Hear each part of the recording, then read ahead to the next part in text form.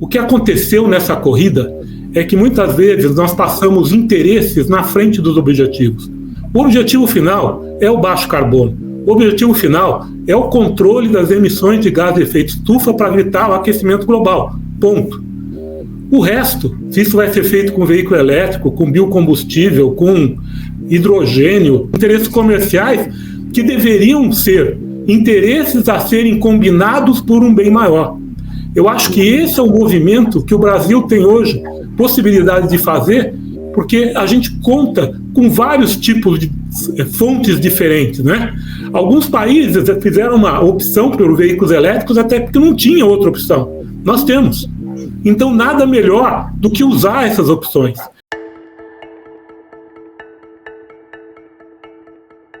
Olá, sejam bem-vindos a mais um episódio do nosso podcast Missão Desenvolvimento. Eu sou Paulo Gala e hoje vamos falar sobre veículos elétricos, transição energética no setor automotivo e temas relacionados, né? Esse é um tema que eu considero futurista, mas não é futurista, na verdade ele é bem real, bem prático, né? Às vezes que eu vou lá para os Estados Unidos, eu fico vendo aqueles carros da Tesla andando, né? E o carro não faz barulho nenhum. Bom, carro híbrido, elétrico e combustão já existe há muito tempo, mas os carros totalmente elétricos, né? Especialmente os Teslas, são impressionantes, né? Então, eu sempre tenho uma sensação de estar vivendo numa espécie daquele futuro dos Jetsons e tal, né? Mas tem muita hype nisso também, então a gente precisa, obviamente, discutir de maneira mais aprofundada com quem entende do tema, né? Não é cair na hype de que agora a poluição no planeta Terra vai acabar no mundo com os carros elétricos, até porque as baterias que eles usam são horríveis, né? Tem uma grande discussão do que fazer com as baterias. Mas para falar sobre isso, a gente recebe aqui dois grandes conhecedores do tema, que são a Flávia Consoni e o Ricardo Abreu, e eles sim poderão nos dizer se a gente vai estar vivendo uma hype, o que tem de concreto aí, de melhoras, enfim. Então é um prazer, né? Uma honra, uma alegria poder receber esses dois grandes conhecedores do tema aqui. Eu pediria para a Flávia falar um pouquinho dela, da trajetória, do que ela tem aprontado, e para o Ricardo também, depois a gente mergulha aqui na discussão disso. Sejam muito, muito bem-vindos. Obrigado. Eu que agradeço, Paulo, pelo convite, né? É um prazer de estar aqui com você. Ricardo Abreu, né? Que eu admiro muito aqui o trabalho. Eu acho que vai ser uma conversa, esperamos, né? Uma conversa bastante rica, bastante produtiva, né?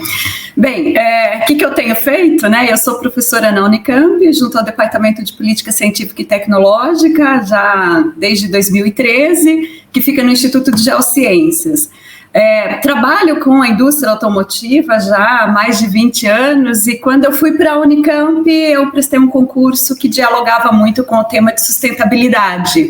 Aí o que eu fiz foi olhar para a indústria automobilística, né, e ver quais os caminhos, né, em que ela estava transitando para essa transição de mais baixa emissão.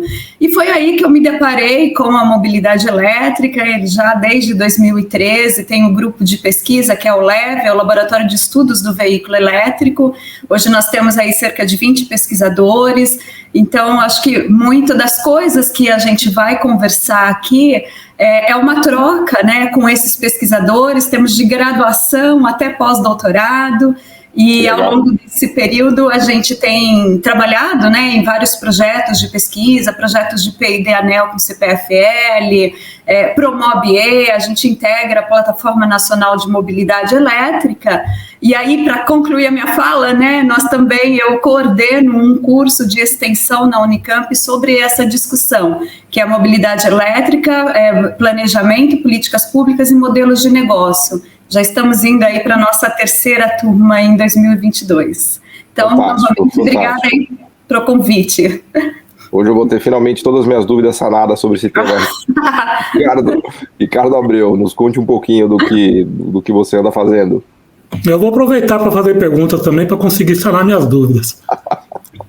Mas é um prazer estar aqui com vocês, muito obrigado pelo convite, muito bom estar aqui com a Flávia. Bom, eu sou engenheiro mecânico, com especialização em motores de combustão interna, trabalhei a minha vida inteira com pesquisa e desenvolvimento, desde o final dos anos 70, na época do Proálcool, depois com um projeto bastante especial, que foi o projeto Metanol, na época que se falava muito em etanol, nós tínhamos a possibilidade de começar a trabalhar com metanol ainda na CESP, e depois disso eu sempre tive envolvido com com desenvolvimento, fui para a Mercedes, durante muito tempo eu fui gerente de desenvolvimento de motores da Mercedes, desenvolvemos motores a etanol, motor a gás natural, veículos a gás natural, com outros combustíveis, óleo vegetal, etc.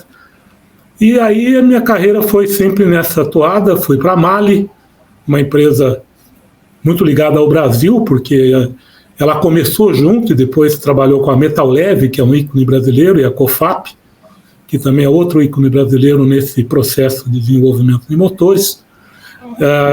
Lá nós tivemos a oportunidade de montar um tech center que fica em Jundiaí, é um tech center muito importante. Hoje ela é conhecida ainda como MAHLE Metaleve? Ainda é MAHLE Metaleve. Tá. Mas a empresa original, né, alemã, é a MAHLE, e onde eu trabalhei, fui vice-presidente mundial de desenvolvimento de componentes de motores, também sediado na Alemanha, e depois eu me aposentei em 2019, desde esse período já estou fazendo doutorado lá na Unicamp, né, e tivemos alguns contatos, Flávio e eu, até por causa disso, e mais recentemente eu estou dando consultoria na Bright Consulting, que é uma consultoria ligada ao setor automotivo, bastante ativa, e também para a Única, né, que é a Associação dos Fabricantes de Açúcar e Álcool. Boa. Sempre envolvido nesses assuntos, e hoje, por coincidência, nós estamos praticamente no lançamento de um evento que vai ser amanhã em Brasília, que é o movimento chamado Imobilidade Sustentável de Baixo Carbono, que vai unir os fabricantes de veículos, a Anfávia, a fabricantes de combustível, eventualmente nós vamos trazer também o pessoal de veículos elétricos, a academia, associações como a AIA, a SAE, em torno de um trabalho que a gente considera muito importante, que é unir os diversos setores da sociedade, incluindo o governo, para trabalhar de forma bastante plural nesses assuntos de mobilidade, né? Boa. A brincadeira o que importa é o baixo carbono, não importa como. Então todas as alternativas devem ser consideradas e nós vamos precisar de todas para poder controlar o aquecimento global. Boa. Fantástico, fantástico. Eu arriscaria dizer aqui que pouca gente no Brasil tem tanto conhecimento como você dessa parte técnica, né, de não só das grandes questões da indústria, mas das questões técnicas ligadas às mil maneiras de fazer uma motorização com N tipo de combustíveis, né? E a primeira pergunta que eu faria, já voltando aqui a palavra para a Flávia, mas quero também te ouvir disso, Ricardo, é o quanto que tem de hype nessa coisa, de mania, de que os veículos elétricos, de que a mobilidade elétrica, eu gostei desse termo que você usou, não conhecia, né? Eu sou leigo no setor, eu sou um grande interessado, né? Mas mobilidade com baixo carbono, né?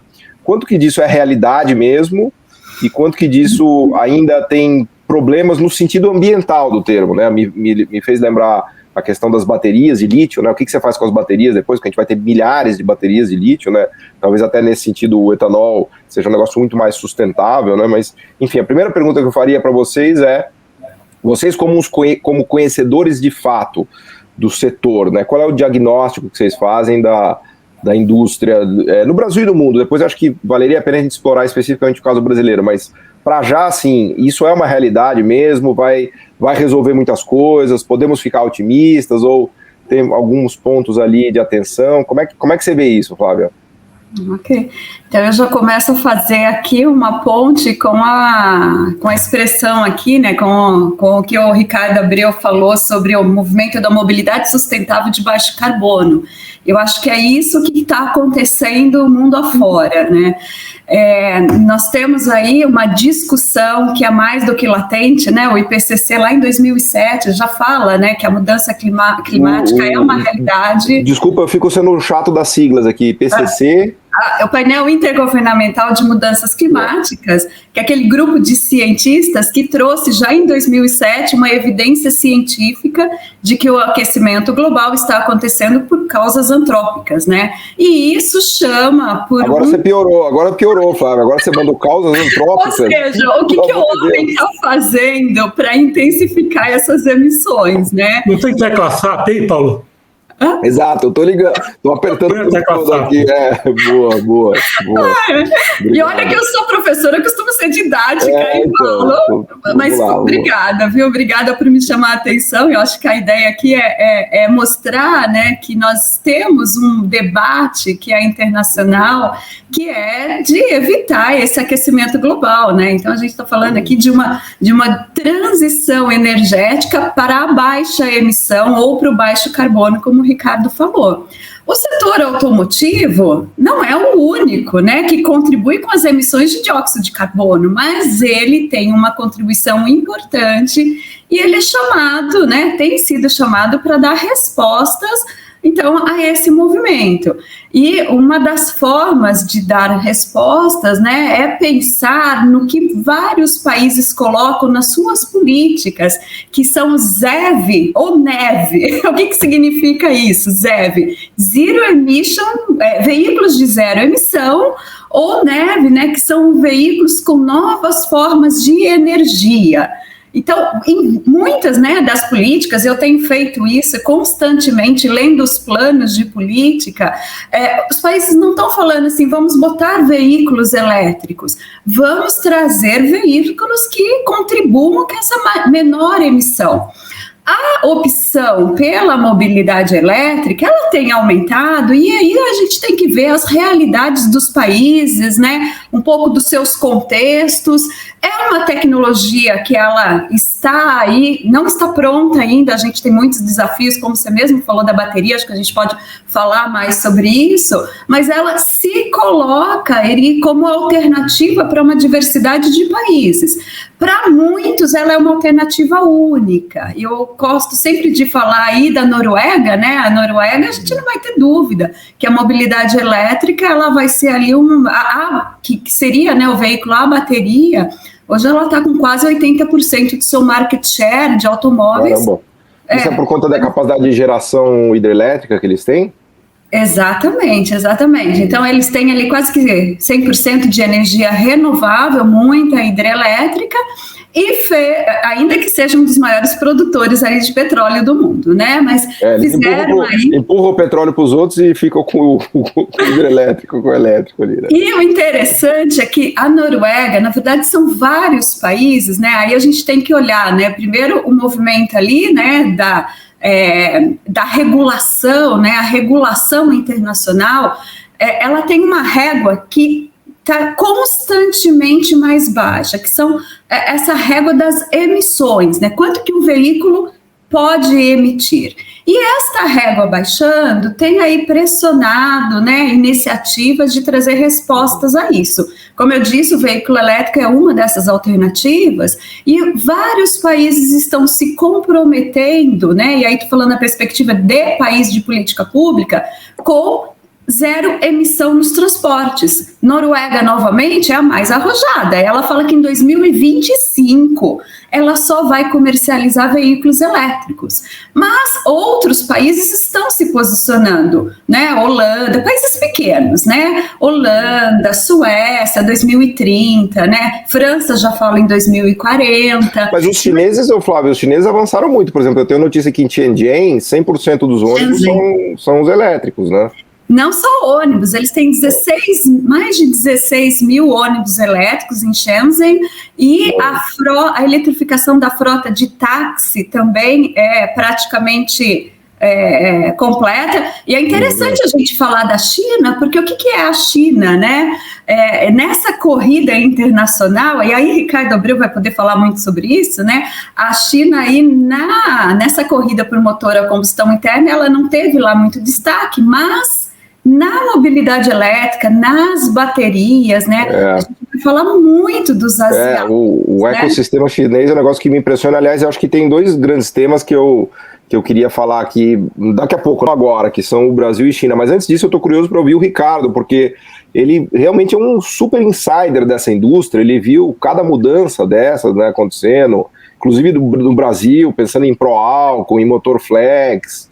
Quer dizer, eu realmente queria estar dentro da sua cabeça agora, Ricardo, para ver como é que você enxergou todas essas transições, né? Porque você, mais do que ninguém, estava lá no coração de tudo isso, né? Qual é a avaliação que você faz? Eu sei que eu precisaria de umas 2 horas para falar, mas se pudesse falar em 5, 6 minutos, 7 minutos, assim, da sua visão, né, da evolução desse mundo de mobilidade com baixa emissão, como vocês acabaram de me ensinar aqui. Então, pegando um pouco do que você repetiu algumas vezes, desse hype, né, desse movimento hype, o que eu sinto é justamente isso, né, ao longo do tempo, participando de todas essas mudanças, a grande diferença hoje é a velocidade com que as coisas acontecem. Essa velocidade é espantosa, porque a comunicação hoje é muito mais fácil, a transferência de tecnologia é muito mais fácil, o que acontece de um lado do globo automaticamente passa para o outro, até por causa da globalização da indústria. Então isso tudo toma a gente assim, de uma forma que não dá tempo nem de respirar, né? Então essa é a sensação de que nós estamos sendo mais do que protagonistas, nós estamos sendo levados por um movimento. Mas o que acontece é que quando a velocidade é muito grande, normalmente você esquece de alguns detalhes, são deixados para trás alguns pontos importantes que a gente tem que repassar, né? Eu acho que esse momento é o momento de aproveitar tudo o que o resto do mundo está fazendo e faz, e com todas as propriedades. A gente tem que entender que cada um joga com as possibilidades que tem, usando o que tem de melhor, e tentar fazer desse conhecimento global o melhor que a gente pode para o país. Quando a gente fala de China, por exemplo, fantástico, o movimento deles de eletrificação é fantástico. A gente não pode esquecer só que a energia elétrica deles é extremamente suja, né? Fazer um veículo elétrico na China... Queimando carvão. Emite muito gás de efeito estufa, já fica com uma mochila de gás de efeito estufa enorme para descontar depois, e circular com aquela eletricidade que eles têm no país também. Eles estão trabalhando para isso, isso não é uma recriminação, é uma constatação, mas isso a gente tem como vantagem aqui, por exemplo. Nós já temos energia elétrica mais limpa, talvez não como a Suécia, mas a gente tem que lembrar também que a gente tem uma diferença pequena em termos de dimensões, né? Talvez a Suécia com certeza menor do que o estado de São Paulo, talvez seja o tamanho da grande São Paulo, enquanto o Brasil tem outros tipos de dimensão. Então não dá para aplicar para uma as soluções, né?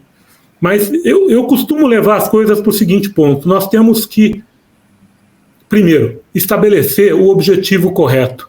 O que aconteceu nessa corrida é que muitas vezes nós passamos interesses na frente dos objetivos. O objetivo final é o baixo carbono. O objetivo final é o controle das emissões de gás de efeito estufa para evitar o aquecimento global. Ponto. O resto, se isso vai ser feito com veículo elétrico, com biocombustível, com hidrogênio... E aí cada associação vai querer defender o seu caminho. Exatamente, cada associação. Interesses, mas, infelizmente, interesses comerciais que deveriam ser interesses a serem combinados por um bem maior. Eu acho que esse é o movimento que o Brasil tem hoje possibilidade de fazer, porque a gente conta com vários tipos de fontes diferentes, né? Alguns países fizeram uma opção pelos veículos elétricos até porque não tinha outra opção. Nós temos. Então, nada melhor do que usar essas opções. E aí entra aquela questão, né? A gente fala muito de veículo elétrico. Eu prefiro falar de veículo eletrificado. Porque veículo eletrificado é aquele que a energia chega na roda por meio de um motor elétrico, que é a forma mais eficiente de movimentar um veículo. Primeiro que você não tem todas as engrenagens, câmbio, etc. E segundo, que é muito importante, que quando você freia o veículo, o motor elétrico te dá a possibilidade de recuperar a energia da frenagem. Então o consumo de energia é muito menor. E você não precisa de uma bateria grande nesse veículo eletrificado. Você precisa de uma bateria pequena para ser um pulmão para movimentar o veículo e recuperar essa energia. Então a diferença entre o veículo eletrificado e o veículo elétrico, na verdade, está não em como a energia chega na roda, ou seja, da bateria para frente é tudo igual. O que muda é da bateria para trás. Você vai escolher se você quer fazer energia elétrica fora do veículo e usar uma bateria grande para garantir a autonomia do veículo via tamanho da bateria, e isso é um veículo elétrico, ou se você vai produzir energia elétrica a bordo, através de um veículo híbrido, através de uma célula de combustível, através de uma pilha atômica. Que tem muito mais eficiência, obviamente, porque a energia fica meio que autocontida ali no sistema, né? É questão da eficiência, você tem que saber onde é que você vai medir. Se você medir só no veículo, Por exemplo, um motor de combustão interna tem uma eficiência menor do que um processo de geração de produção de energia elétrica no veículo. Agora, se você considerar a produção da energia elétrica, aí a coisa pode mudar de figura, principalmente se a gente estiver falando de termoelétrica. Mas é tudo uma questão também de quanto custa a eletricidade. Nós estamos falando de energia elétrica solar ou eólica, além dos processos, quanto de energia elétrica solar é gerado por um painel elétrico? Quando ele é muito bom, 15% da energia solar que bate num painel gera energia elétrica. Mas não faz mal, porque ela é de graça, né? O sol vai brilhar de qualquer jeito, né? Então essa questão... Tem lugar que só chove, né? No Nordeste a gente tem 3 sol para cada um, né? E é o lugar onde o vento faz a curva, como eu costumo dizer, vem vento do sul, vento do norte. Nós temos uma infinidade de possibilidades de energia que nós vamos ter que usar e combinar da melhor forma, né? De novo, temos de forma jocosa, porque eu tenho a mesma dificuldade que a Flávia. Muitas vezes a gente tem termos tão específicos que são difíceis de ser usados assim no dia a dia, né? Eu costumo dizer que a nossa discussão, dentro dessas várias formas de mobilidade sustentável, é só o tamanho da bateria. O que nós temos que escolher é o tamanho da bateria, porque a mobilidade vai ser eletrificada, não há dúvida, independente do que você vai pôr no veículo para gerar energia elétrica. Agora, qual é o tamanho da bateria? Depende da utilização. Nós vamos ter situações em que vale muito a pena ter um veículo totalmente elétrico e vamos ter situações que é melhor trabalhar com um veículo híbrido. Por exemplo, no campo, numa distância grande. Tá? Eu vou parar de falar porque você não consegue, vai ter que me abater a tiros. Não, mas assim que eu gosto, porque a gente tem vontade de falar, que a gente tem muita coisa para falar, né? E eu, em geral, me dá uma agonia nos 40 minutos que a gente precisa terminar, eu já tô com agonia agora, em 20 minutos. Então, vamos lá, porque tem tanto tempo para explorar. Eu queria já transitar um pouquinho para falar de China e de políticas públicas. Eu quero muito falar de Brasil, mas eu tenho medo que se a gente começar a falar de Brasil agora, a gente não vai parar mais. Então, eu prefiro já tentar esgotar antes esses temas que eu também acho que são chave, que são a questão da China, né, que a China tem feito, e também a questão de políticas públicas, que está meio amarrada, a meu ver, porque acho que a China é um exemplo interessante de políticas públicas em cidades como Shenzhen, né, Flávia, me ensinaram que é para falar Shenzhen. Tá? Então, eu estou tentando aqui, né? Mas eu não vou tentar, vocês falam aí. Isso começou quando eu estava estudando a coisa dos celulares lá, que era a Huawei. A Huawei, né, demorei assim meses, daí depois vieram me falar que ia ter que falar Shenzhen. Então tá bom. Mas a China, ao mesmo tempo, é um dos países que mais polui no mundo, talvez o país que mais polua hoje no mundo, e esse ponto... que se vocês estão destacando aqui é chave, porque não adianta você botar uma termoelétrica a carvão que gera um gás carbônico desgraçado, né? Veja que eu sou um cara antigo, eu falo gás carbônico, né? Não existe mais esse termo, né? CO2, né? Mas aí você pega toda aquela energia que foi gerada de maneira absurdamente poluente para colocar no carro que não emite. Mas o que adianta, né? Porque eu até estava conversando com uma amiga que comprou um Tesla lá nos Estados Unidos, e aí ela ficou chocada, porque eu estava explicando para ela que tem maneiras de você gerar a eletricidade que são altamente poluentes. Então, o fato apenas de você ter um carro, né, elétrico ou eletrificado não resolve a questão, você precisa olhar o sistema como um todo. E aí a regulação tem um papel-chave. Então, a China está tentando... Ela era o grande vilão da poluição até 2014, 15 no mundo, pelo menos em termos de imagem. Acho que ela continua sendo o grande vilão em termos de poluição de fato, mas em termos de imagem ela conseguiu dar passos importantes, né? Todos os planos quinquenais e que ela tem feito em algumas cidades como Shenzhen, que ela acabou elegendo como uma cidade modelo, tem funcionado. E aí é uma regulação dura, né, por um lado, para proibir os excessos, e também uma regulação que incentiva muita inovação, com muito subsídio, com muito financiamento público, etc. e tal. Então eu queria te ouvir um pouco, Flávia, sobre esse tema das políticas públicas, né, do que os governos têm feito, do que eles podem fazer. Também, óbvio, se você quiser falar um pouco da China também, porque se a gente ficar sentado esperando, nada vai acontecer, né? A indústria vai buscar o lucro, vai ganhar dinheiro como der dinheiro. A questão é que o governo tem que dar sinais e colocar direção para falar, olha, pessoal, tenta ganhar dinheiro não poluindo, se possível, que a gente vai ajudar vocês aqui, eventualmente com subsídio, para vocês aprenderem e tal. Mas se as políticas públicas não se mexerem, minha impressão é que nada se mexe também, né, Flávia? Como é que você vê isso? Perfeitamente, com certeza, né? eu queria até voltar a entender um pouquinho o que é, né, o veículo eletrificado, né? Obrigada, Ricardo, eu gostei aí da sua forma de conduzir a conversa, né? Eles são modais de deslocamento, de transporte, e que eles estão deslocando uma tecnologia que já está aí consolidada há mais de 100 anos, né? A gente tem motor a combustão interna dependente de combustível fóssil, que é, de uma forma aí bastante hegemônica, 120 anos, né? Então, colocar uma nova tecnologia deslocando outra, já bem consolidada, e que tem funções sociais atreladas, né? A gente não pode olhar para a indústria, para o automóvel, né, sem considerar que ele faz parte de um contexto muito mais amplo, né? Que envolve instituições de ciência e tecnologia, que envolve uma diversidade de players, né? Com uma série de interesses, e que a gente tem um aprisionamento, né? A gente costuma usar uma expressão falada de um lock-in, né? Que é um aprisionamento nessa tecnologia. Bom, temos uma necessidade de mudar essa tecnologia pelos efeitos, e ao mesmo tempo a gente tem resistências. E aí a gente tem algumas tecnologias que se colocam com custo ainda muito mais elevado. É só a partir da política pública que a gente consegue trazer, né, trazer respostas a isso. E aí, falando em política pública, nós lá no nosso grupo da Unicamp, a gente desenvolveu ali, um e-book que está disponível sobre governança e política pública em torno da... Faz a propaganda já para as pessoas que tiverem interesse em dar uma olhada. Onde acha, qual é o título?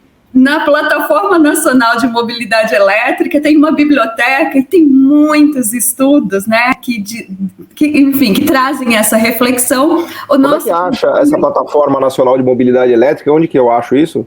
Digitando PNME. Plataforma Nacional de Mobilidade Elétrica. Exatamente. É uma iniciativa recente, né? Tem ali 2 anos no Brasil, lançaram um primeiro anuário da mobilidade elétrica, né? E que traz um pouco de reflexões sobre o que é essa discussão, né? E esse estudo que nós desenvolvemos já foi em 2018, ou seja, está super desatualizado, porque a política pública neste tema, ela é muito dinâmica, e ela é necessário que ela seja dinâmica, porque ela tem que dar conta dessas mudanças, dessas transições todas, né? E aí, nesse trabalho, a gente levanta que as políticas públicas para o setor começaram nos anos 70, né, para veículos elétricos. No Brasil, a gente teve uma alternativa que foi, assim, mais do que bem sucedida, né, que foi o etanol, biocombustível, porque a gente estava tentando trazer resposta, naquela época, à questão do petróleo, a crise do petróleo. Choque do petróleo. Mas o interessante é que depois se resolveu essa crise do petróleo, né? Mas as políticas tiveram continuidade, Paulo, e a gente faz isso. A gente faz o balanço nos Estados Unidos, a gente levanta... Na China, a China entrou mais tarde, tá? A China entrou com política nos anos 2000, mas não parou mais. Sabe aquela questão, né, que a gente inveja, né, que é da continuidade, né, da consistência, da robustez dessas políticas. Então, eu diria que elas são fundamentais para você, enfim, colocar uma tecnologia que é uma tecnologia ainda cara, ou as tecnologias, né, as tecnologias de baixa emissão. A gente não pode esquecer, né, de falar, por exemplo, veículo a hidrogênio, que é uma das possibilidades, e que requer ainda muita política. Que tipo de política? Né? A gente tem várias formas de olhar para elas, porque a gente tem políticas que vão adensar a P&D, a pesquisa e o desenvolvimento, a atividade tecnológica. A gente tem políticas que vão olhar para a atividade produtiva, outras que olham para a infraestrutura, porque o veículo conectado, ele vai conversar com o setor elétrico. Então, ele vai precisar ter essa conexão à rede, né? Como se faz isso? Você vai ter que ter um posto de gasolina para botar eletricidade, vamos dizer. E como você vende energia? Como você regula? Você precisa de regulação. E aí, uma outra que tem sido muito, muito bem sucedida, que não é parte da nossa realidade também, que é a política de incentivo ao consumo. E o que significa essa política? Essa política, ela ajuda o preço do automóvel ficar mais equiparável. Então, e muitas vezes, você dá ali 10 mil euros, né, para o consumidor poder comprar um carro elétrico. Tem muito isso na Califórnia, sua amiga que comprou um Tesla provavelmente usou... Né, desses recursos aí, né? Mas aí eu queria chamar a atenção de algo que você estava falando das emissões, né? Você falou da China, né? E a China se utiliza de carvão, ainda que a China está numa liderança global em fotovoltaica e tecnologia eólica que é surpreendente, né? Eles estão liderando. Eles estão os maiores produtores de painéis fotovoltaicos hoje estão na China, né? E no eólico eles estão brigando. E eólico também. Foi uma indústria. Já passaram também. É impressionante. Ela cresceu muito rapidamente, né? Muito rapidamente, mas ainda é muito carvão. Mas aí a gente tem que olhar uma outra dimensão destes modais eletrificados, que é as emissões locais. Então, ok, a geração de energia suja, mas ela está mais localizada. O que muitas cidades, e aí a gente começa a abrir a política pública, não pensar só em política pública federal, mas política pública de cidades, em que elas estão olhando para a eletrificação por conta da qualidade do ar dos centros urbanos. E muitas cidades chinesas estão com essa direção, né? Enfim, né? Nós estamos hoje fazendo... desculpa. Mas só para concluir... A gente está fazendo um estudo agora em que a gente está olhando para 50 cidades no mundo, do mundo todo, de norte a sul, tentando ver como que elas estão, né? Quais são as políticas municipais para olhar para essas emissões locais, né? Então, o carro não circula, né? E no ambiente urbano, isso é um problema, né? Tem acontecido muito no centro de Londres, né? Que é antigo já a coisa de pedágio do centro, né? Mas eu queria pegar esse gancho até para ouvir do Ricardo, da ótica das políticas públicas, né? O que ele viu, o que ele sentiu na pele do que deu certo, do que deu errado, se a gente tem que ir mais por uma linha de proibição, ou de subsídio, ou de financiamento público, ou de regulação, assim, quais são os caminhos? Porque quando a gente fala de política pública, existe um oceano de coisas que podem ser feitas, né? Você pode fazer compras de governo, então em Tianjin, a prefeitura comprou os ônibus, simplesmente, inclusive ela turbinou aquela BYD, né, que é a empresa chinesa que, depois que eu fui descobrir que o nome da empresa é Beyond Your Dreams, BYD, né, que é a grande produtora nacional de veículos elétricos, né? Então a prefeitura de Tianjin deu uma bombada nessa empresa porque ela encomendou grande parte dos ônibus dessa empresa. Então tá aí um exemplo de compras públicas, como, aliás, acho que a prefeitura de Estocolmo está fazendo também compras públicas dos ônibus movidos a hidrogênio e tal. E eu queria ouvir o Ricardo, mas só uma curiosidade que você falou, Flávio, que eu achei muito legal. Me marcou muito há uns anos atrás a história de que o aeroporto de Pequim, Beijing ficava fechado por conta de poluição. Os caras estavam chegando num nível de poluição urbana na China que obrigava os aeroportos a serem fechados por falta de visibilidade. Então veja, os aviões não conseguiam pousar e levantar voo porque a visibilidade era zero por conta da poluição, né? Olha o cúmulo, né? O cúmulo da situação de poluição que estava lá na China. Eu acho que não à toa a China tem feito esse movimento com bastante sucesso nos últimos anos, né? Usando uma miríade aí de armas, né, de política pública para fazer. Mas eu queria ouvir do Ricardo, como é que ele, sendo um grande conhecedor, né, da indústria, do intestino da indústria, né, como é que ele enxerga essa questão das políticas públicas, como diz um amigo meu, tanto as do amor quanto as da dor, né, porque você pode ir pelo amor, né, você faz ali uma compra pública, dá um subsídio, ou você pode ir pela dor, você proíbe mesmo e fala, ó, aqui vai ter pancadaria, né, então...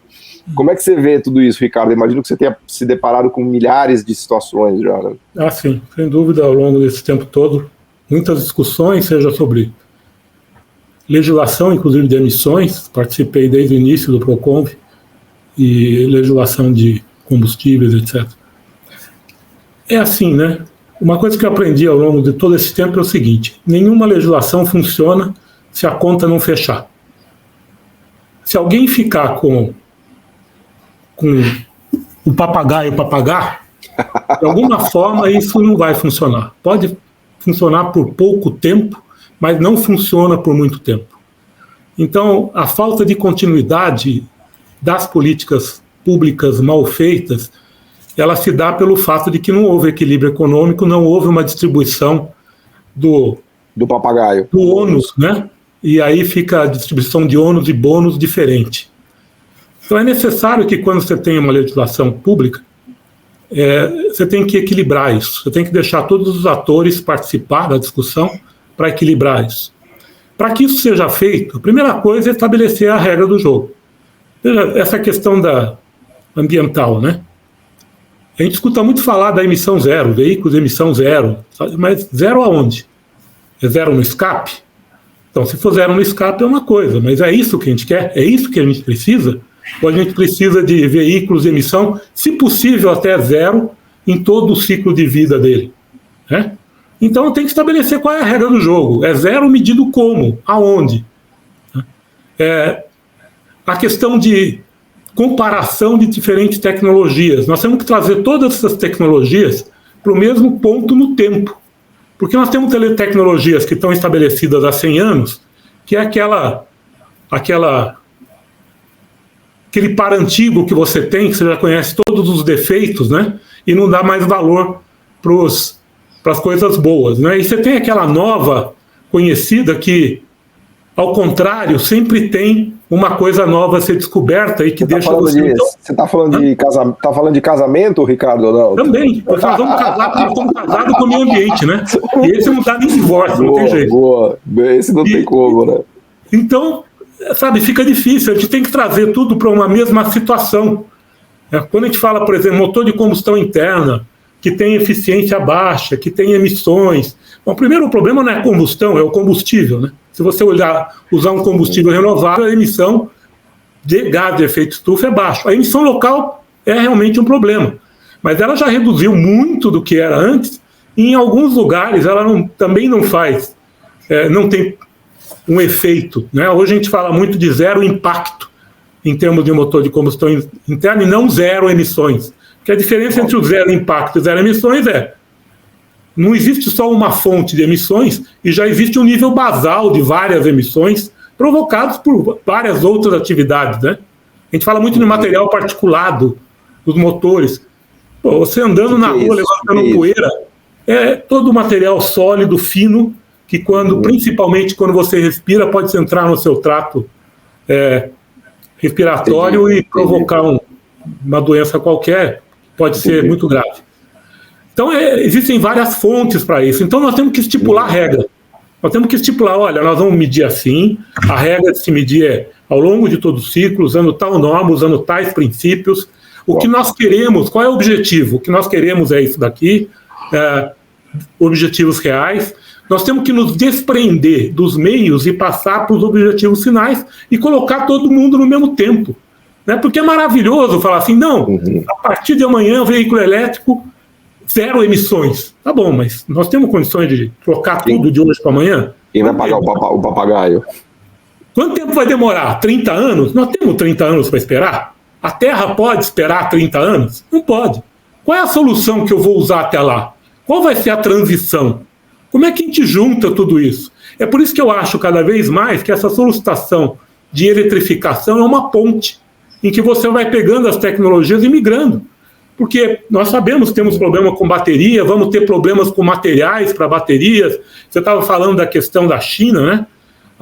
Se eu faço um pequeno, grande parênteses aqui, a China deu uma demonstração de que não é à toa que dos últimos 20 séculos eles dominaram 18, né? É que a gente só viveu nos últimos. Não presta atenção nisso. A gente começa a estudar a história do mundo da Europa dos 1500, né? Esquece. Pois porque se a gente prestar atenção, os caras de bobo não tem nada, né? Então eles estavam... A Europa, os Estados Unidos, os países industrializados, dominavam a indústria automobilística com motores de combustão interna. Daqui a pouco eles passam a ter uma participação cada vez maior e dentro das políticas públicas deles, eles levam as indústrias para a China desde que 50% no mínimo da empresa fosse estatal. Eles treinam todo o pessoal de lá para fazer um produto de cada vez mais qualidade por um preço muito menor do que nos países de origem. E daqui a pouco eles eram uma grande ameaça para essa indústria automobilística estabelecida em Europa, Estados Unidos, Japão. Eu ouvi dizer que a BMW já está produzindo os BMWs elétricos na China, porque o ecossistema tecnológico lá já é o mais rico do mundo, ou seja, a BMW produz lá porque é mais barato fazer BMW elétrico lá na China mesmo, né? Isso é política pública, né, que eles conseguem fazer, até porque o sistema político permite que a coisa seja estabelecida de forma muito rápida. Mas aí o que acontece, né? O establishment, a indústria automobilística como um todo fala, não, peraí, daqui a pouco o cara está fazendo o veículo tão bem quanto eu pela metade do preço. Eu tenho que achar um outro filão de mercado. Eu tenho que achar uma outra forma de sair dessa tecnologia. Vou fazer veículo elétrico. E vou deixar o velho com eles, aprender a fazer o veículo com motor de combustão interna. Eu vou fazer o novo aqui, vou falar para todo mundo que aquilo lá não serve mais, que tem que ser a minha tecnologia. Essa é a que é a boa, essa é a que é a emissão zero, né? E foi um movimento de marketing incrível que foi feito para promover essa solução, que é muito boa, que tem várias vantagens. Agora, elas esqueceram só de uma coisa, ela dependia da bateria, né? Aí o chinês olhou e falou assim, você vai fazer o veículo elétrico? Tá bom, quem vai fazer bateria sou eu, viu? E hoje, 80% da matéria-prima e 68% das baterias prontas vêm daquela região do mundo. Então, de qualquer forma, nós estamos na mão deles. Essa política, que eu não vou discutir se está certo ou está errado, não é esse o caso, mas essas políticas é que mudam o mundo. Essas políticas é que estabelecem o que vai acontecer. E é isso que a gente precisa no Brasil. Sentar e estabelecer uma política e perseguir essa política, ser consistente. Política é uma questão de Estado e não de governo. Ela não pode mudar a cada 4 anos, né? Então, se a gente não conseguir usar trabalhos como a Flávia faz, para analisar profundamente o que a gente precisa fazer e estabelecer uma política para os próximos 50 anos, não vai acontecer nada. Eu queria aproveitar esse gancho de Brasil, Ricardo, eu já vou voltar porque eu quero te ouvir bastante sobre o Brasil e quero ouvir a Flávia agora também, né? Ela comentou aqui que a BYD está fazendo os ônibus elétricos em Campinas, né? A BYD é a Beyond Your Dream, que surgiu graças principalmente à demanda pública chinesa. Então, num certo sentido, e eu gosto muito de estudar a China, né? Acho que a China realmente traz novidades incríveis, especialmente do ponto de vista de progresso tecnológico e progresso econômico, né? Então tá aí um exemplo de uma empresa que foi fomentada pelo governo chinês com metas bastante claras, né? De avançar, de evoluir no domínio tecnológico de eletrificação, de mobilidade urbana não poluente, né? E aí a ponto, né, da gente ter a BYD em Campinas, que é uma das cabeças tecnológicas do Brasil, né? Um dos grandes polos tecnológicos do Brasil. Eu queria ver, por que não uma empresa brasileira plena fazendo ônibus elétrico em Campinas? Por que tem que vir o chinês aqui, caceta, né? Mas enfim, então eu queria te ouvir um pouco, Flávia, sobre como é que o Brasil tá nessa história, né? O Brasil chegou atrasado, finalmente chegou, o Brasil já é um pioneiro porque ele desenvolveu o motor flex com etanol, as políticas públicas brasileiras estão defasadas, ou a gente está super bem, enfim. Eu queria terminar a nossa conversa aqui fazendo um diagnóstico de Brasil, pedindo para a Flávia, né, e para o Ricardo, de novo, é um pedido de meio assim, para vocês fazerem mágica, né, para dar um diagnóstico em 5 minutos da situação brasileira em termos das políticas, das capacidades produtivas, até porque a gente tem um parque automotivo muito sofisticado aqui, e institutos de pesquisa, né, como até vocês dois são exemplos disso, né? Então, como é que vocês veem essa questão? Como é que o Brasil está nessa história? Eu começo? Você começa. Então, vamos falar rápido aqui, porque essa pergunta é tão importante, a gente podia fazer o episódio 2, né? Não, faremos, aliás, faremos porque, assim, a minha agonia com esses episódios é que o editor me obriga a fazer ele curto, porque diz que as pessoas ouvem mais assim, mas eu acho que a gente tem que fazer um só sobre a questão da mobilidade urbana não poluente no Brasil, para falar só de Brasil. É que não vamos deixar o gostinho de quero mais, né? Mas vamos lá, faz umas cenas do próximo capítulo aí. Eu sou bastante crítica da forma como o Brasil está olhando para essas questões, né? Porque se a gente olha, eu acho que a gente tem que olhar, né, uma coisa mais ampla, né? Não vamos olhar só para o Brasil, vamos olhar um pouco do cenário, para onde nós estamos caminhando, né? E, assim, concordo com o Ricardo Abreu, acho que a gente tem que ter mix de tecnologias de baixa emissão, não dá para a gente pensar que o futuro brasileiro vai ser de veículos a bateria e elétricos, a gente vai combinar alternativas, mas essas alternativas, algumas vão ser melhores para alguns modais e para outras, né, você vai ter que pensar em outras soluções para essa baixa emissão. Um dos modais, né, que está bastante bem definido, que vai ser a eletrificação, é para ônibus urbanos. Então, como eu disse, né, a BYD está aqui no Brasil, está produzindo ônibus elétricos, e se a gente olha, Paulo, para a América Latina, né, a gente começa a ver também um movimento mais direcionado das cidades, caminhando para essa eletrificação para o transporte público, né? E aí eu falo que o Brasil, a gente está precisando tomar algumas decisões, porque a gente ainda não tem aqui no Brasil, a gente não tem metas, né? A gente não tem estratégias, a gente não tem leis, a gente não tem uma reflexão sobre esses novos modais de meios de transporte, até para valorizar o que a gente tem em casa, que é o biocombustível, que é o etanol, né? A gente não vai ter um grande mercado só dependendo do Brasil, né?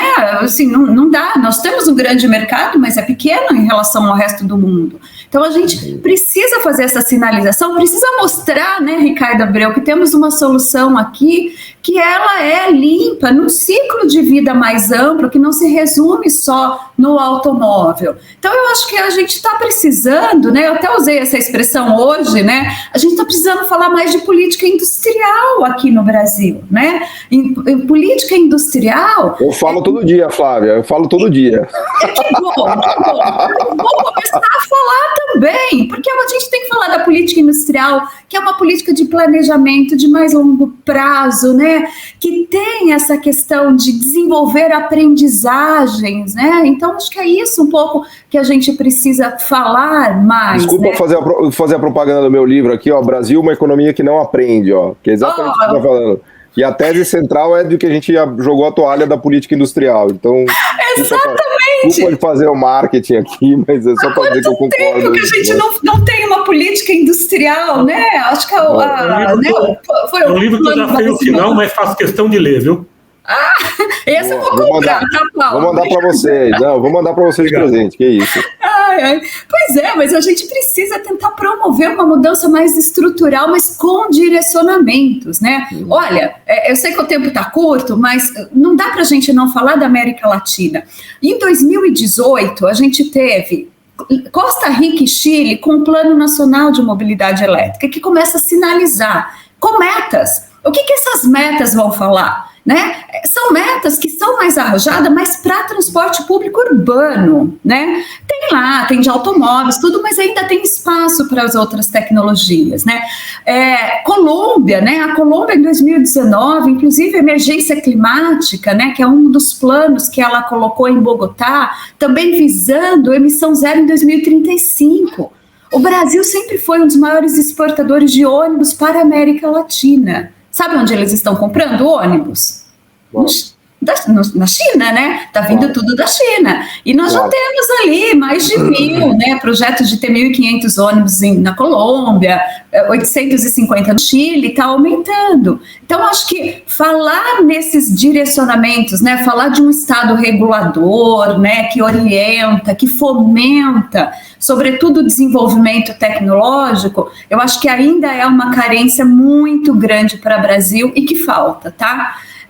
Bom, eu não quero ocupar aqui, quero deixar, porque eu quero ouvir o Ricardo também sobre esse assunto. Vamos ver se o Ricardo nos deixa um pouco mais otimista, que eu saí completamente derrubado do seu comentário aqui de pessimismo. Acho melhor a gente encerrar agora, viu, Paulo? Né? Vamos encerrar agora, que você vai sair menos triste. Não, vamos lá. A realidade é dura, mas a gente tem que encarar ela. Nosso papel é eu vou pelo menos trazer à luz, né, a dura realidade. A Flávia falou com tanta propriedade sobre essa questão de políticas públicas que eu não vou na mesma direção, porque eu não teria muito a acrescentar. Eu acho o seguinte, né, nós temos que pensar em tudo isso, mas nós temos que lembrar que nós temos uma situação conjuntural horrível nesse momento e que não vai melhorar no curto prazo, né? E nós temos que trabalhar com essa nossa realidade, não tem jeito. Eu concordo que ônibus urbano é o caminho para veículos elétricos, até porque é o caminho onde a gente vai conseguir distribuir o custo disso, talvez de forma mais econômica, com a participação do Estado, inclusive. Né? Porque quando você fala, Flávia, que em outros países se dá aí 10 mil euros para para se comprar um veículo elétrico, 10 mil euros são 63 mil reais. Né? No Brasil, você entra na loja... Né? Então é como na Europa você entrasse na loja de brinde, você sai com um Onix, né? Você sai com um veículo Palio, coisa do gênero. Aqui a gente entra na loja para comprar o Onix.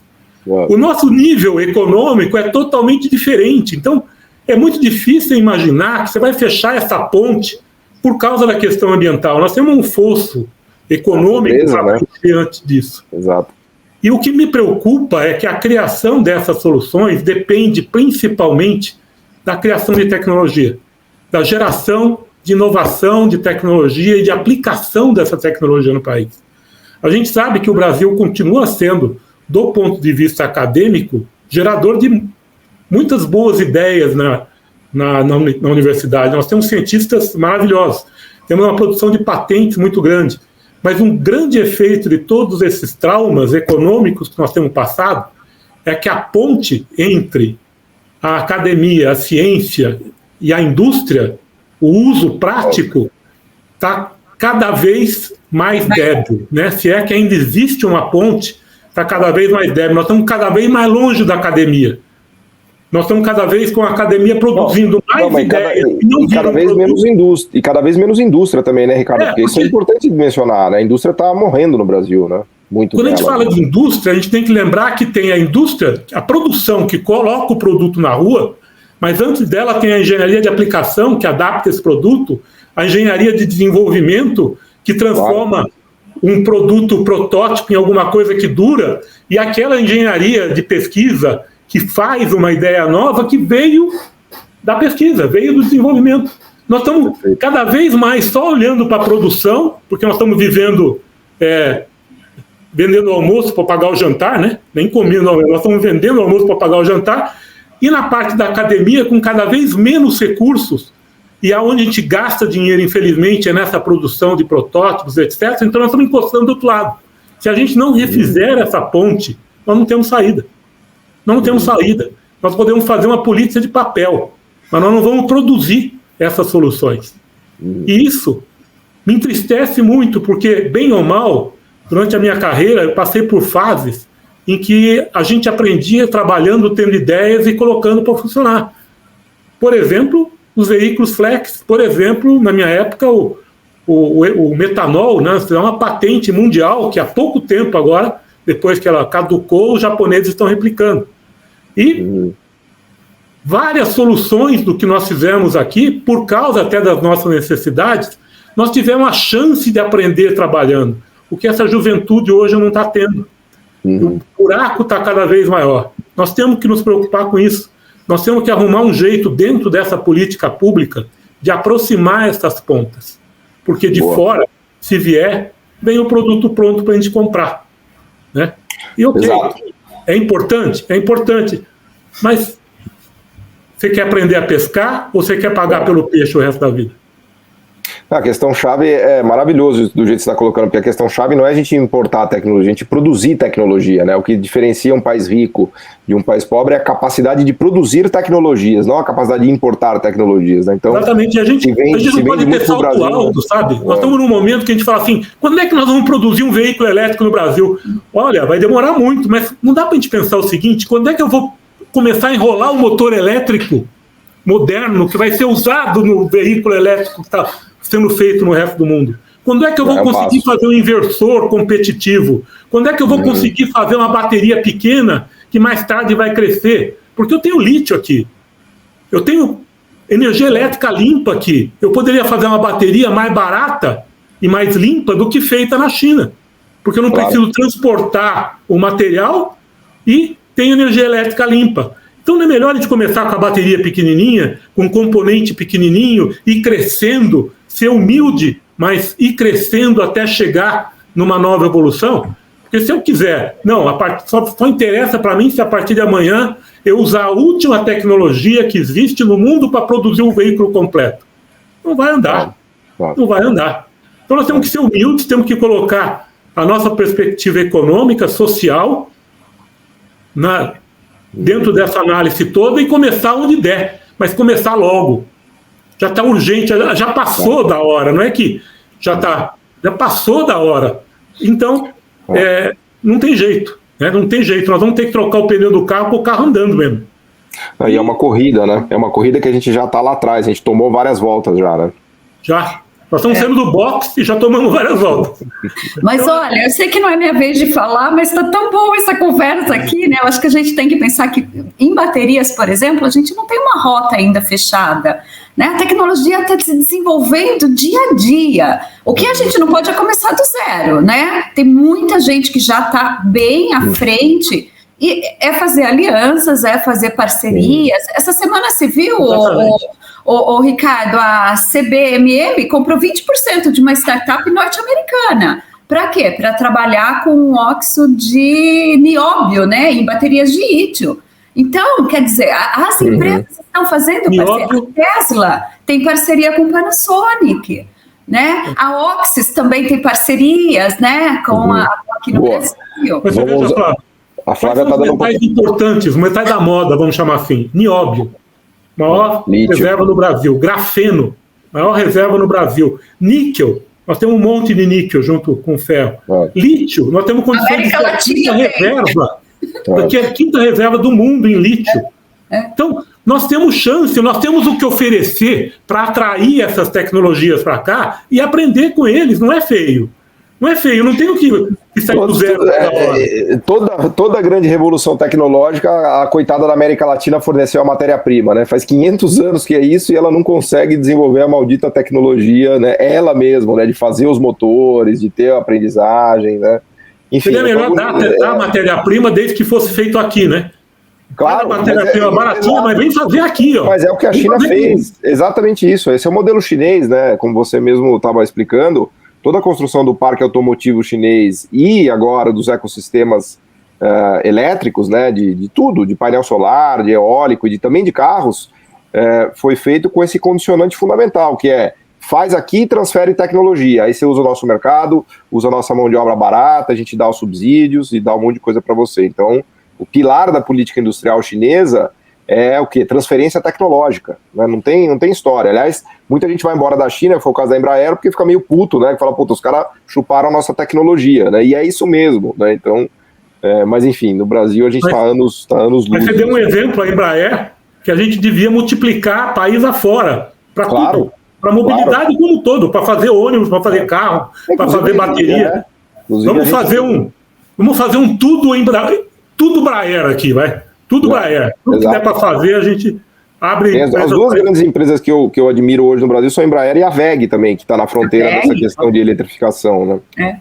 Enfim, mas eu tô com uma agonia aqui, pessoal, que a gente está quase 1 hora de conversa, a conversa está muito boa, mas já vou deixar aqui uma convocação aqui, não é um pedido, não, para a gente voltar para falar mais de Brasil e das fronteiras que o Brasil pode explorar, porque é um mundo que correu muito e, nesse sentido, a gente está claramente atrasado na corrida, mas é um mundo de uma espécie de uma nova fronteira, assim, de um velho oeste, e que tem onde existem muitas oportunidades, ainda com espaços abertos, né, janelas abertas que a gente ainda pode entrar, né, se a gente, obviamente, tiver uma cabeça estratégica, tiver uma cabeça de longo prazo, de planejamento, de política pública que articule, né, o nosso setor privado com essas oportunidades, né, então... Eu vou agradecer demais aqui vocês de coração, foi fantástico, né? Pena que realmente o programa é curto, toda vez que eu falo isso também o pessoal da editoria me puxa a orelha, mas é que é verdade. Então fica aqui já o convite para vocês voltarem, né? E agradecer esse panorama que vocês deram, porque realmente foi muito, muito legal. E eu acho que quem assistiu a gente aqui, quem ouviu a gente, vai ter uma visão bastante clara do que está acontecendo aí, das oportunidades e dos desafios. Então, obrigado, Flávio, obrigado, Ricardo, agradeço de coração aqui, foi um prazer.